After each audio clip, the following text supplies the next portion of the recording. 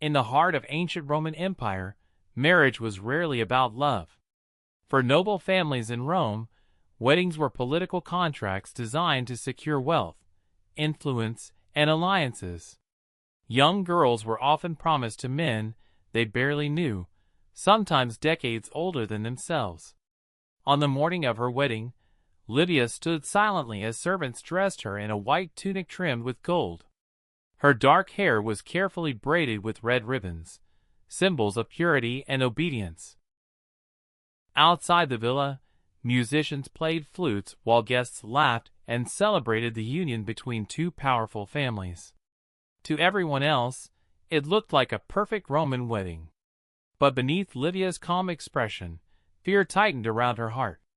She had heard disturbing rumors about Marcus, the man she was expected to marry. Servants whispered that he was violent, cruel to slaves, and obsessed with control. Some even claimed a young servant girl disappeared after angering him. Livia tried to ignore the stories, yet every glance from Marcus filled her with dread. As the ceremony began before the sacred fire, the priest raised his hands and demanded her vow.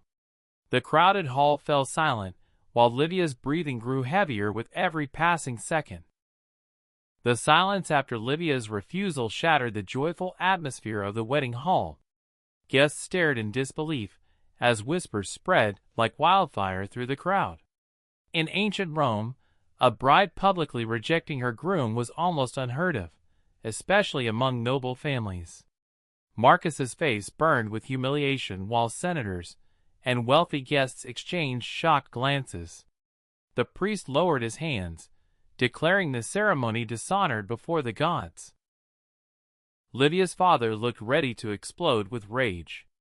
To him, her refusal was not simply disobedience. It was a direct attack on the family's honor and political future. Without warning, he grabbed her arm and dragged her away from the ceremony, while guests watched in silence.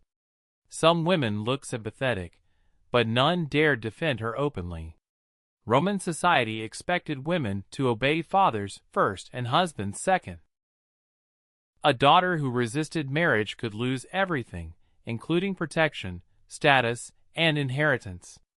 That night, Livia was locked inside a cold room beneath the family villa. Only a small torch lit the stone walls around her. Hours later, her mother secretly entered carrying food and begged her to apologize before Marcus demanded harsher punishment. But Livia refused. She confessed her deepest fear: marrying Marcus would destroy her life long before it ever truly began. Days passed slowly inside the dark chamber where Livia remained imprisoned beneath her family's villa. The silence was broken only by distant footsteps and muffled voices above. One evening, an elderly servant named Cassius secretly visited her carrying bread, water, and dangerous stories few dared repeat openly in Rome. Cassius revealed that many Roman brides before Livia had tried resisting forced marriages, but most vanished from history completely. Wealthy families protected their reputations at any cost, especially when powerful men were publicly embarrassed. Cassius described one young woman who was dragged back to the altar after attempting escape. Another bride was accused of adultery by her husband and executed without mercy. Some rebellious women were sent away to remote estates, where they lived under constant guard for the rest of their lives.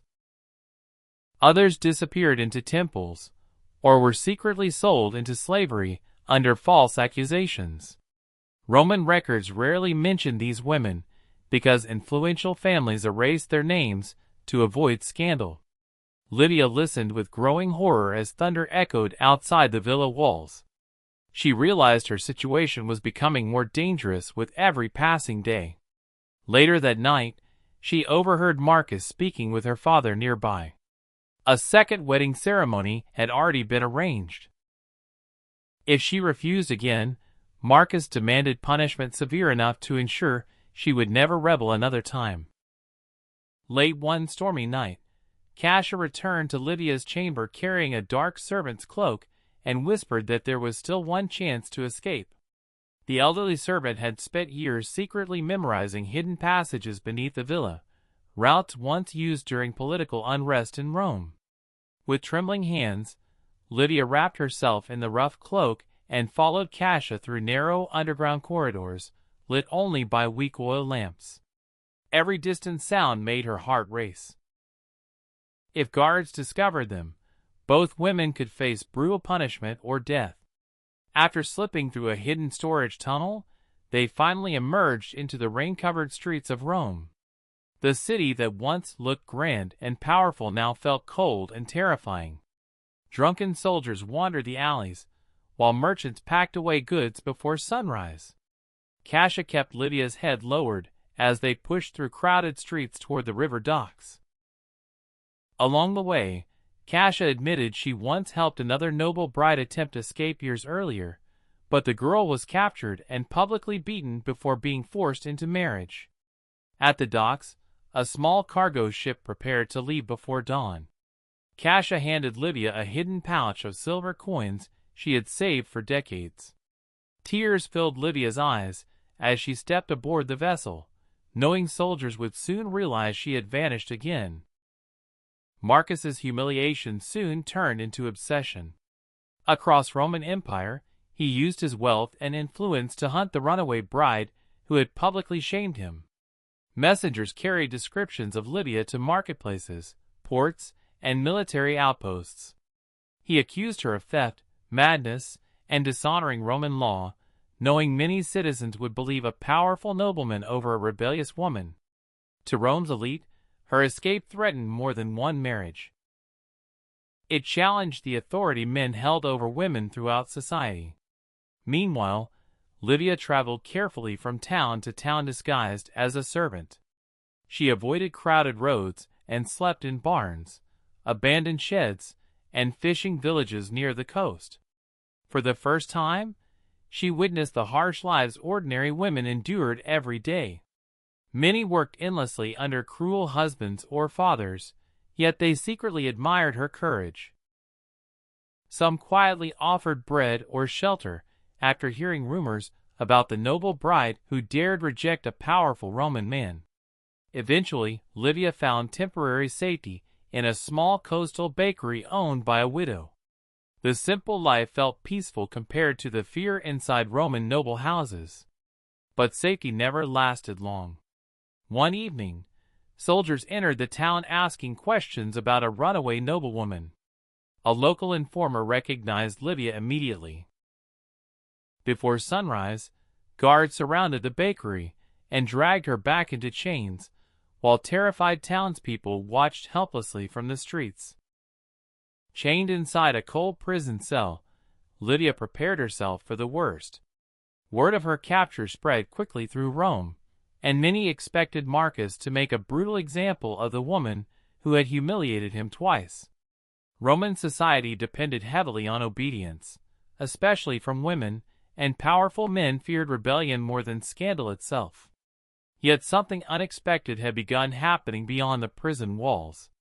Stories about the runaway bride traveled through markets, temples, and noble villas.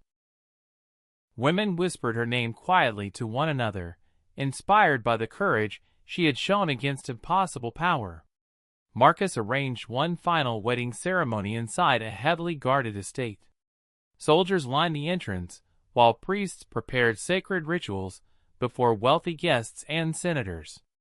Livia was dragged into the hall wearing chains, but her expression remained fearless. As the ceremony began, several noble women suddenly stood and walked out in silence. Their husbands stared in shock, while more women followed behind them. The protest spread through the room like wildfire. The public humiliation damaged Marcus badly. Political rivals accused him of cruelty and dishonor, weakening his reputation among Rome's elite families. Historical records never revealed exactly what became of Livia afterward. Some claimed she escaped during the chaos, while others believed she was exiled far from Rome forever. But her defiance became legend among women across the empire,